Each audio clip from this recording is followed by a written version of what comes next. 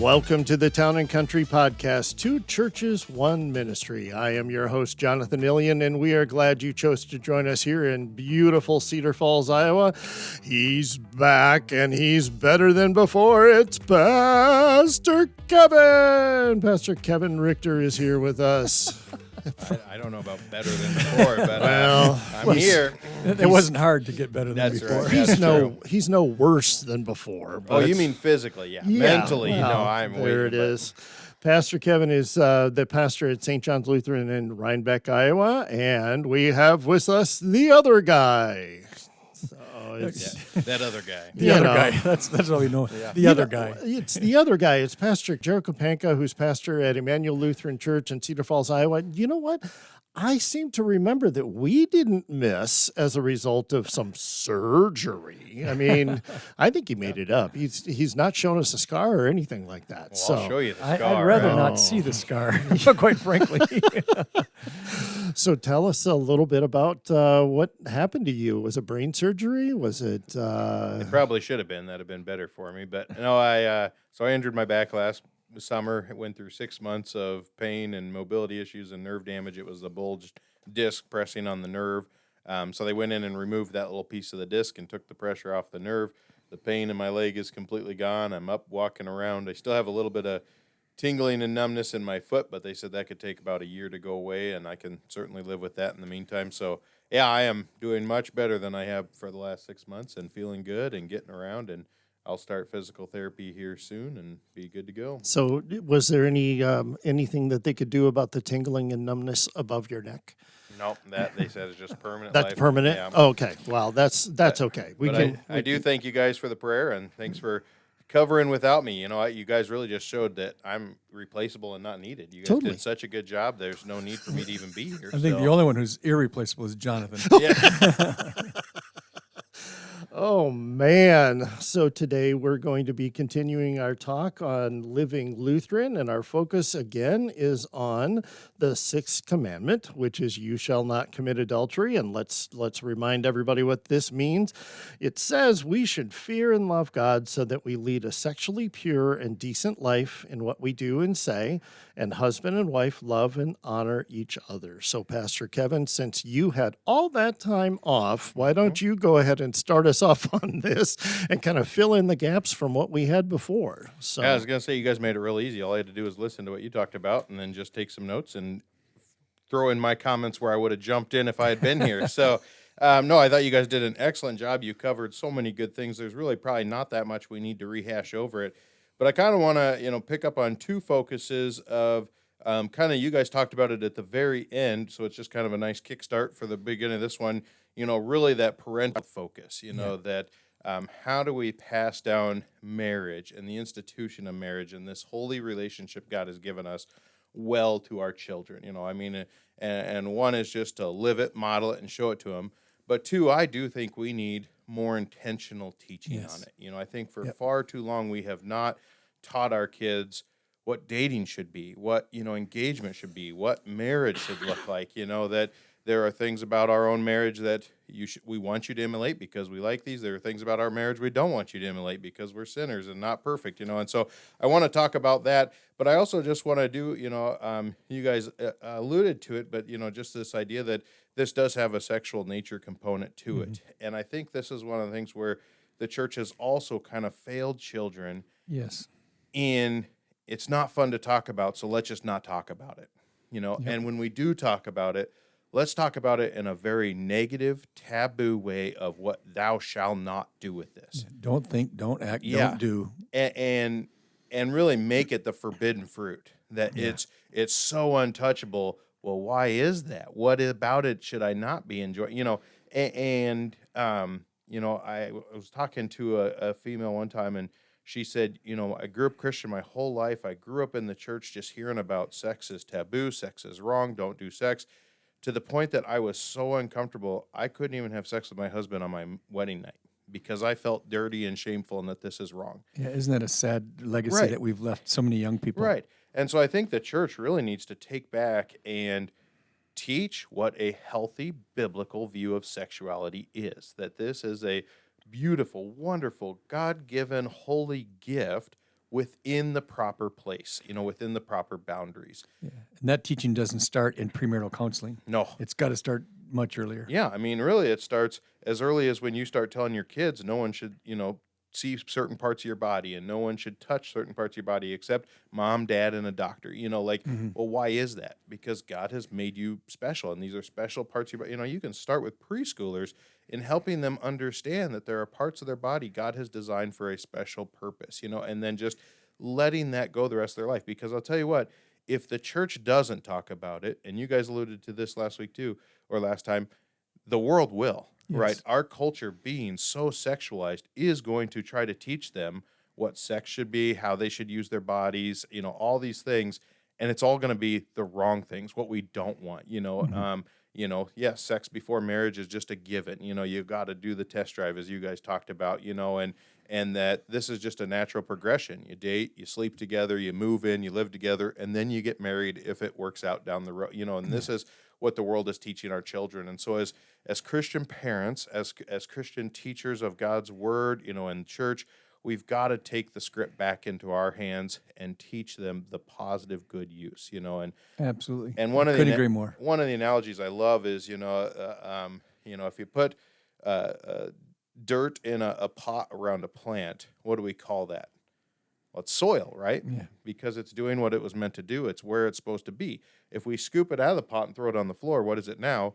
It's dirt. Dirt, yeah. We don't say soil's on the floor. We say dirt's on the floor because now it's not where it's supposed to be, And it's the same thing with the gift of sex. God has designed it to be in a specific place, in a proper relationship within the bounds of marriage. And in the bounds of marriage, it is a beautiful, wonderful thing, not just for the procreation of children, but truly for the bonding of people together, and at the previous church I was at, we did a whole confirmation retreat where we took the kids away for a weekend, got them away from their phones and TV, got them away from their parents and all that, and we just tried to teach them the biblical view of sexuality and who they are as they're becoming, up to puberty and all this stuff.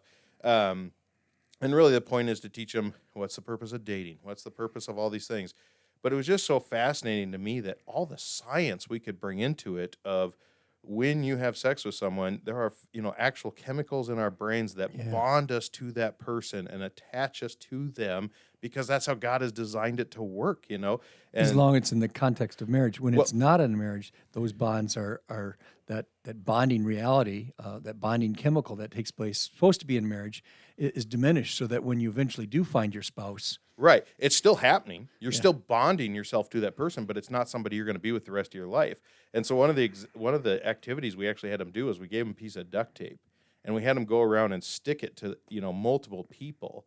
And what happens is each time it gets less and less sticky because there's more and more stuff stuck to it. Good analogy. And by the time you do get married and you've had X number of sexual partners before that, that bond is not what it was meant to be, as if this was a brand new piece of tape sticking to your spouse for the very first time. Right. And so just being able to teach the next generation, yes, we wait for marriage for sex, not because it's, we don't want you to have sex, not because we're scared you're going to get pregnant before. Yes, all those things are true. But instead of trying to scare them into it, instead of trying to tell them all the negative, bad things that are going to happen if they do this, why not teach them the beauty of Amen. God designed it this way because it's going to be a perfect, wonderful thing, and you're going to be so glad you waited. You're going to be so glad that you only ever bonded yourself to one person. Sex can be messy and what the world might call bad, but that's part of marriage, is learning each other, learning how to make that part of your marriage better, and what a joy that is to be in that journey with one person, the rest of your life. And so I think we really do, we can't be scared to talk about sex to kids. We can't be scared to teach our children the joys and beauties of it, and that this is a part that God has designed and made holy and wonderful for us. And so it begins with the parents, it begins with pastors in confirmation, it begins in all these places where we can teach children that their sexuality, who they are as sexual beings, is God designed and holy when they use it the correct way. And I'm so glad we came back and we wanted to retouch this issue, because that exactly, my feelings. I think part of the challenge that my generation faces versus maybe your generation, and we're about 2 generations apart in growing up, was that my generation, we still honored the idea of marriage as the marriage bed as being the first time. Your generation's grown up where much of that, and I'm not speaking to you specifically, has changed that worldview that, if you're still a virgin when you get married, there's something wrong with you. Oh, yeah. And now we're dealing with the children that grew up in your generation, and their parents don't think anything wrong with it. I mean, if you're going to have sex, then at least do it at our house, or we'll provide you with birth control, or whatever it might be. And even the parents, we have to reprogram there so they can teach their children the right thing. And I think part of that is also teaching that all sin is forgiven in the cross. Yeah. If you're going to come to these parents that may have had multiple sexual partners before they were married and tell them they need to teach their kids to wait for marriage, that's convicting to them because I didn't do that, Right. And so just giving them the opportunity to repent and forgive of their sin, themselves, and then teach their children, don't do the same sin I did to make me feel comfortable about the sin I did. Right. Learn from my mistakes and be better than me. I want you to have the wedding night I never had. I want you to have this experience of one person I wish I could have brought to my husband or my wife, and that kind of thing.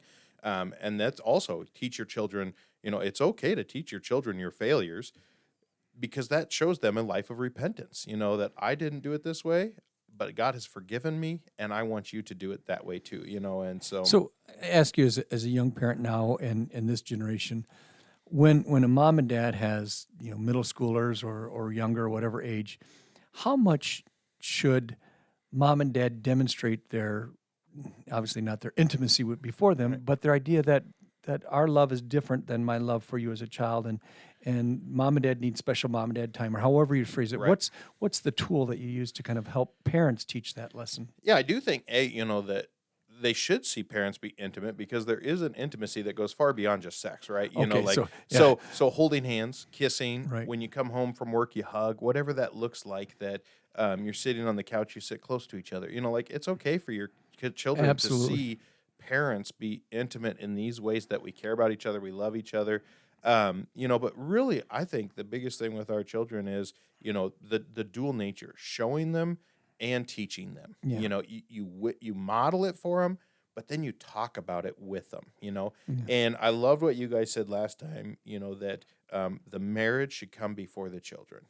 And this is a concept that the world has lost. Yeah. When you look at how many marriages end in divorce, I would say majority of them are because they put the children first, that they lost their love for each other. They don't care about this other person because I care so much about these children. I won't let you do this to them, whatever it is, that if we keep the marriage first and mom and dad love each other in a healthy, God-pleasing way, that's actually safety for children.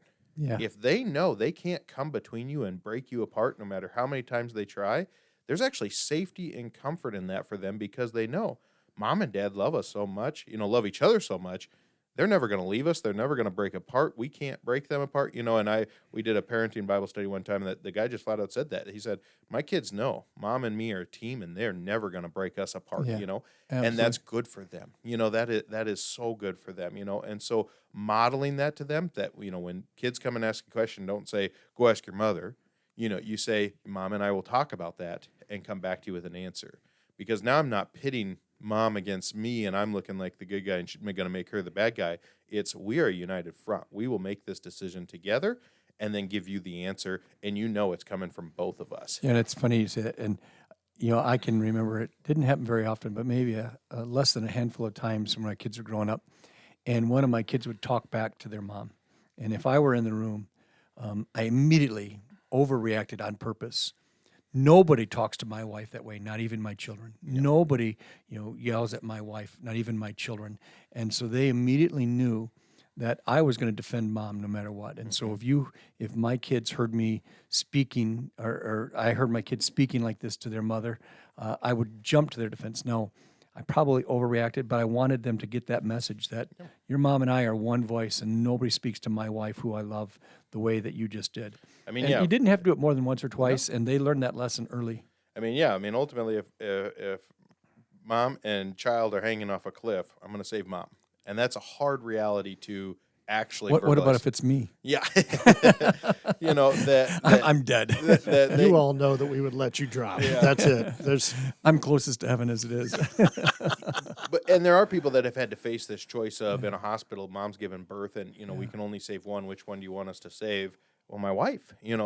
I love my child, and I want to do anything I can to save my child, but my wife comes first. And so I think holding that sanctity of marriage shows those children what that looks like, and then just teaching them what that looks like. And again, I think that includes, not that you want to fight in front of your children, but including your children in all parts of your marriage that, yes, mom and I fight. We have differences. We disagree, but this is how we work through it. This is how we resolve our issues. We don't always agree, and there's times where I have to make the decision or I will let her make the, and showing them what that looks like. Budget in your house, going on vacation, who plan, like including them in all those areas of what a healthy marriage looks like, so that when they grow up, they're not trying to figure this out on their own for the very first time. They've seen it, they've been taught it, and I think this also has to go into dating, that what is the point of dating? It's not just for fun. It's not just to have a good time. It's certainly not to go find a sexual partner to just sleep around with. Dating is a job interview for, do I want to spend the rest of my life with this person? And so not just is he or she good looking, not just do I have fun with them, is this someone I could see myself with the rest of my life?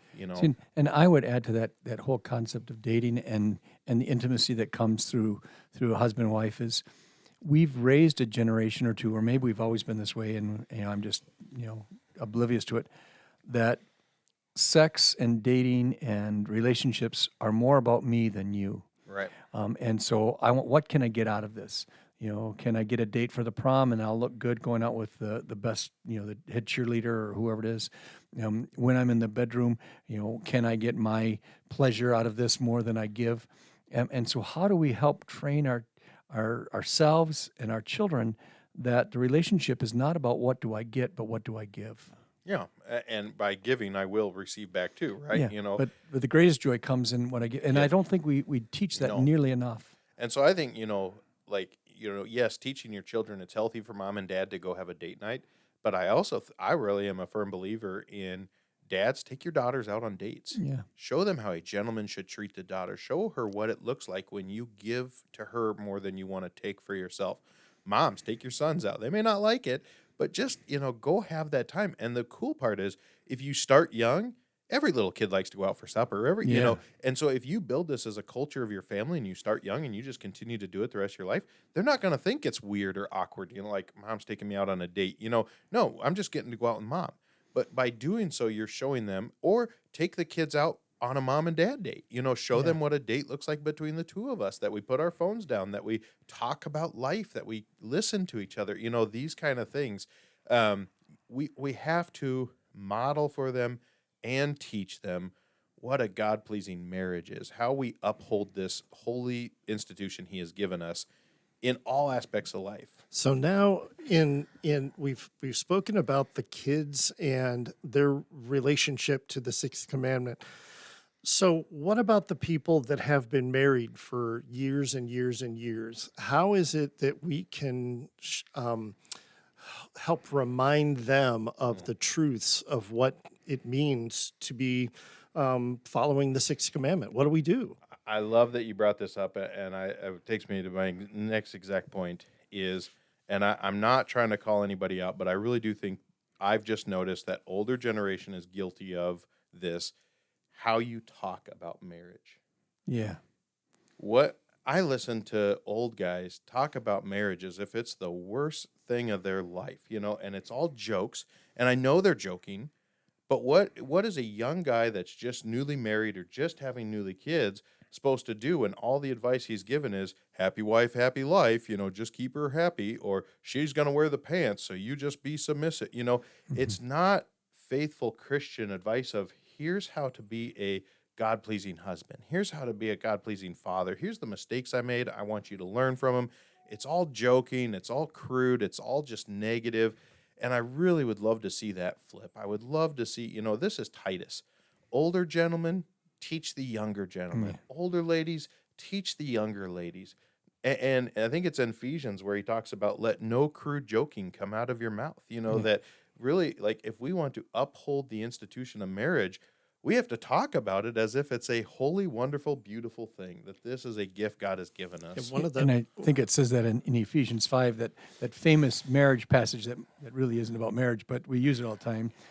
Husbands, love your wives, and present her to you without stain or wrinkle or any other blemish. Right. And that's the last thing I do in any premarital counseling is I go through that passage with the scriptures. And husbands, don't let your tongue speak of your wife to anybody. We all know our wives have blemishes and they have warts and they all have their fault, but no one will know about that except for me. Right.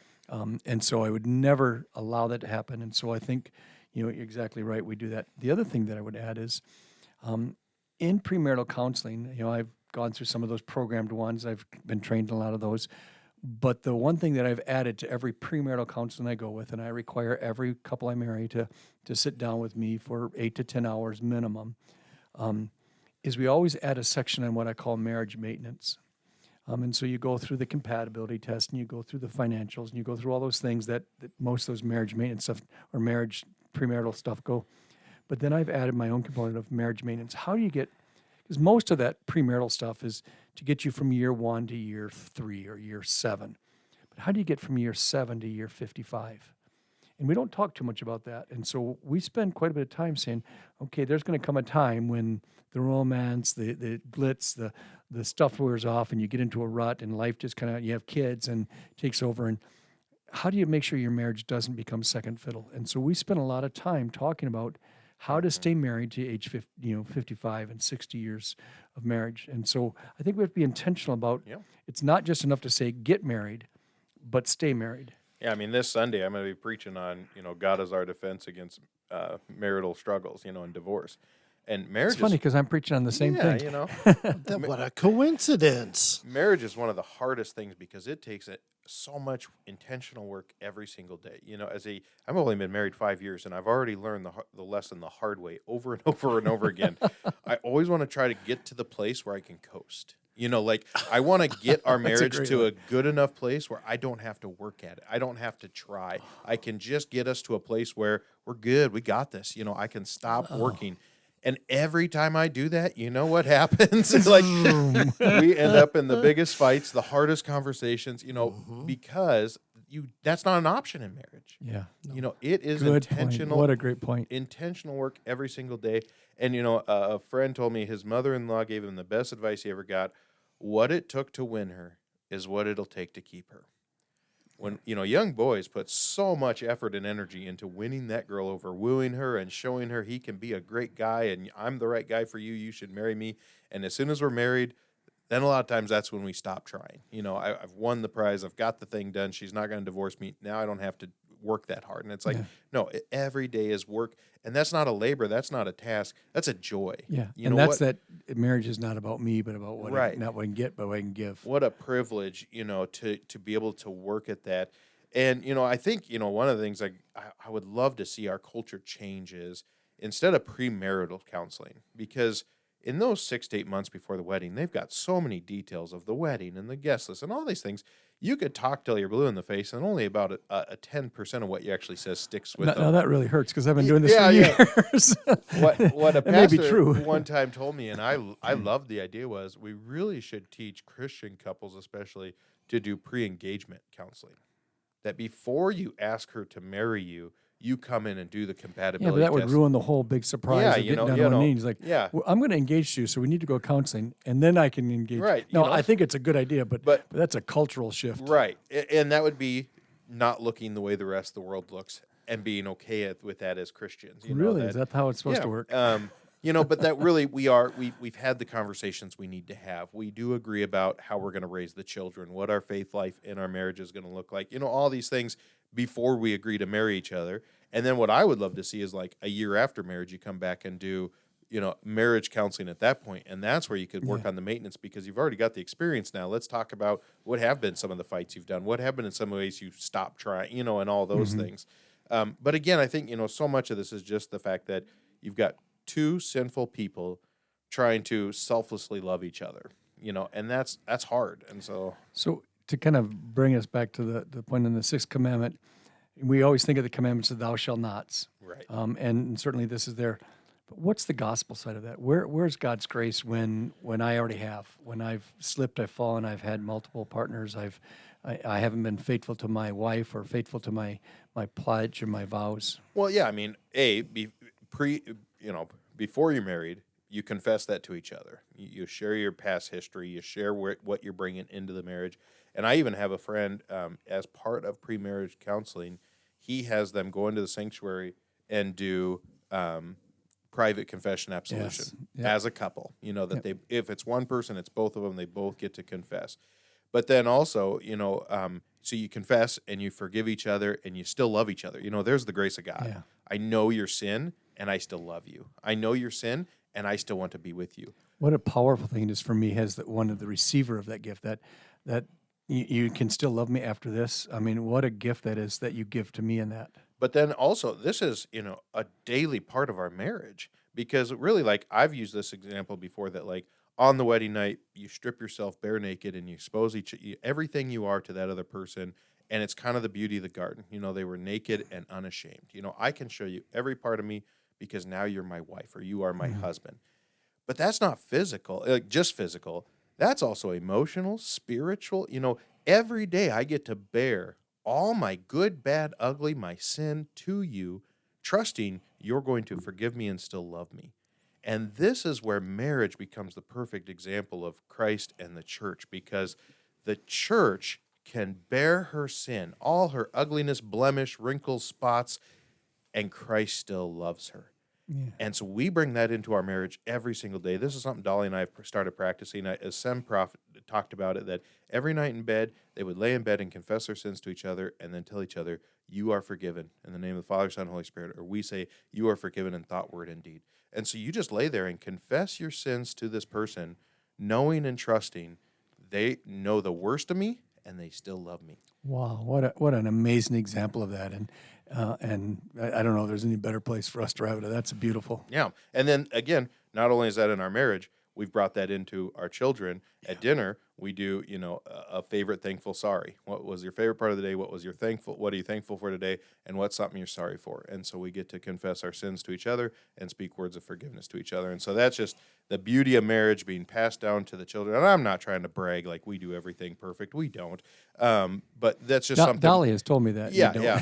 But that's something we have tried to be intentional about, bringing the gospel into our marriage to keep us built on Christ and his forgiveness, because otherwise it's so easy to get lost in the culture and the ways of the world and not have a Christian marriage. Yeah. Thank you so much. And I think that is a perfect way to wrap this up, is the fact that we need to remember that just as Christ has forgiven us for all the terrible things that we do in our daily existence, we also need to bring that into our marriage, into our devotion to each other, and forgive each other and continue on and know that we're sinners. So I think that this is a good place for us to stop. Thank you both for being here. Kevin, it's good to have you back, because good to be back. I'll tell you what, just looking at Pastor Kapanka was just kind of a chore. So it was I have bad a face news. for radio. That's for sure. Well, wait a minute, is that all three of us? I don't know. So no, I'm glad that you're back, and we will continue on the next time. Thank you, folks, for joining us today for the Town and Country Podcast, 2 Churches, 1 Ministry. Just wanted to remind you to submit your questions for the topic of Ask the Pastors, which is our next topic. So we will be doing that one again next time. So please send those questions to us at podcast@immanuelcf.com. Special thanks goes out to our audio engineer for this podcast, Mr. Dave Kaler. Once again, you have made us sound so good. So thank you very much for lending us your expertise when we need it the most. On behalf of Pastor Kevin and Pastor Kapanka, I am your host, Jonathan Dillian, and we invite you to come back next time as we bring you the next installment of the Town and Country Podcast. Thanks again, and have a great week.